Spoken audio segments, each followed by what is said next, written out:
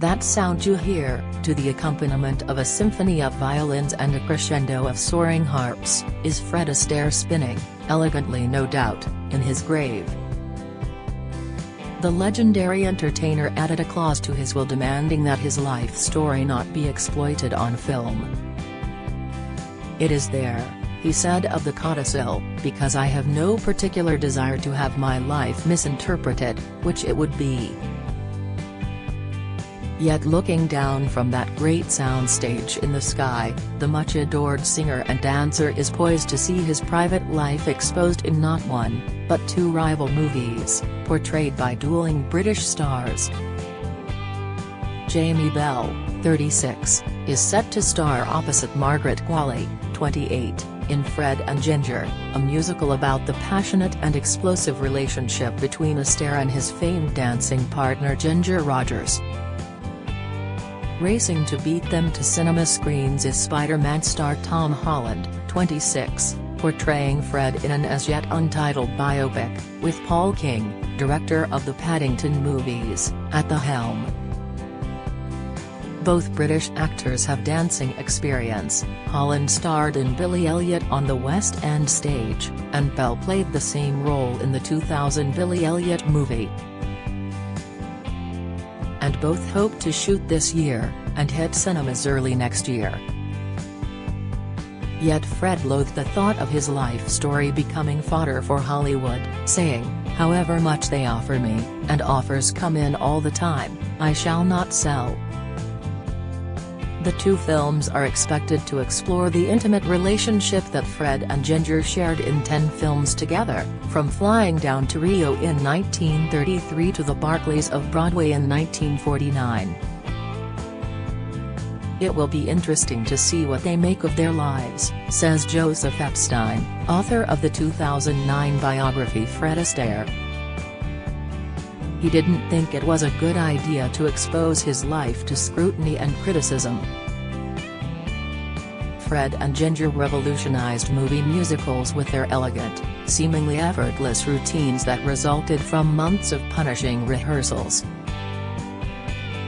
Their sizzling on-screen chemistry, replete with sexual tension, in films including Top Hat, Swing Time, and The Gay Divorcee captivated audiences. Their sizzling on-screen chemistry, replete with sexual tension, in films including Top Hat, Swing Time, and The Gay Divorcee captivated audiences. Even Fred confessed, "She is the most effective partner I've danced with, so that everyone else who danced with me looked wrong." Hollywood insiders always whispered that the duo dancing cheek to cheek must have secretly been lovers, but Epstein says, if there was any passion between them, it was unrequited. Both were married to other people, and though that wouldn't have been an impediment in an age of booze and drugs and sexual liberty, both Astaire and Rogers were very clean-cut, clean living. Ginger was a Christian Scientist, and didn't smoke or drink, while Fred was a monomaniac perfectionist who dedicated hours to relentless rehearsals. If there was any affection between them, I'm not aware that they acted on it.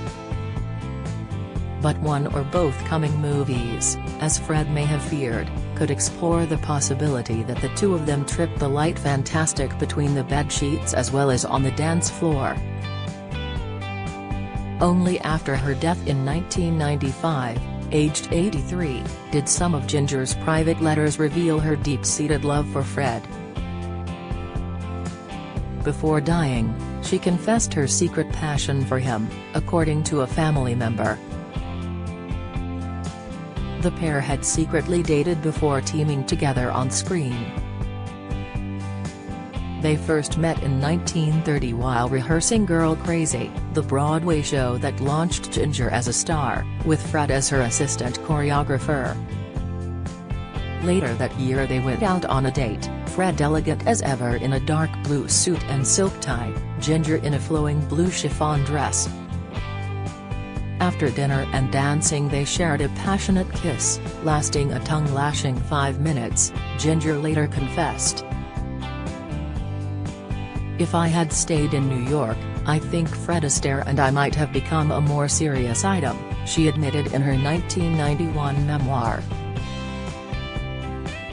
"We were different in some ways but alike in others. Both of us were troopers from an early age, both of us loved a good time, and, for sure, both of us loved to dance." But Fred's wife, New York socialite Phyllis Potter, made sure Ginger didn't get her claws into her husband, by hanging out on their film sets and overseeing Fred during his romantic scenes. "I think you can credit Phyllis with ensuring that in 10 movies together, Astaire and Rogers only ever kissed once on screen," says Epstein. Ginger later recalled, she was somewhat insecure in her new role as a famous dancer's wife. Today, Fred and Ginger are considered one of Hollywood's greatest on-screen couplings. Yet the partnership almost didn't happen. Fred was a rising Broadway star when he auditioned for RKO Films, only to be met with the casting director's blunt assessment, "Can't act. Slightly bald. Also dances." Fred had recently split from his longtime dance partner, his sister Adele, who retired after marrying the Duke of Devonshire's son Lord Charles Cavendish. When the studio suggested he partner with Ginger, Fred was reluctant. "What's all this talk about me being teamed with Ginger Rogers?" he wrote in a telegram to his agent, Leland Hayward. "I will not have it, Leland. I've just managed to live down one partnership and I don't want to be bothered with any more." If Fred was a loyal husband, Ginger was a hopeless romantic, dating Jimmy Stewart, engaged to millionaire Howard Hughes, and married 5 times. Yet when she divorced fourth husband Jacques Bergerac after Fred's wife died of cancer at the age of 46, Ginger thought the time had come when she and Fred might finally wed. It was not to be, though. Grieving, Fred was not interested in getting married again so soon after his wife's death, and an impatient Ginger gave up waiting, marrying her 5th husband, William Marshall. Perhaps to disguise their true feelings, Fred and Ginger were entirely professional on film sets, and many observers felt there was little love between them. Fred had been known to rage at Ginger, complaining to the film crew, "That woman's impossible. She's clumsy, lazy and never learns her steps properly," but at a 1979 tribute to Ginger, Fred said, "There are all kinds of rumors that we used to fight. And we didn't." Ginger believed the studio planted the rumors to gain publicity. Their passion may have gone unrequited, but the two partners brought out the best in each other. He made her a better dancer, and she made him a better actor. Ginger went on to win an Oscar for Kitty Foyle in 1940. It has often been said that Ginger did everything that Fred did, but backwards in high heels. She also stayed at the studio until 2 a.m. doing costume fittings, danced without stopping while her feet bled in satin high heels, and leaped lightly in beaded gowns weighing 25 pounds, or covered in flying ostrich feathers that ended up in her nose and mouth. Katharine Hepburn famously said, "He gives her class and she gives him sex appeal." After decades as a widower, Fred married again at the age of 81.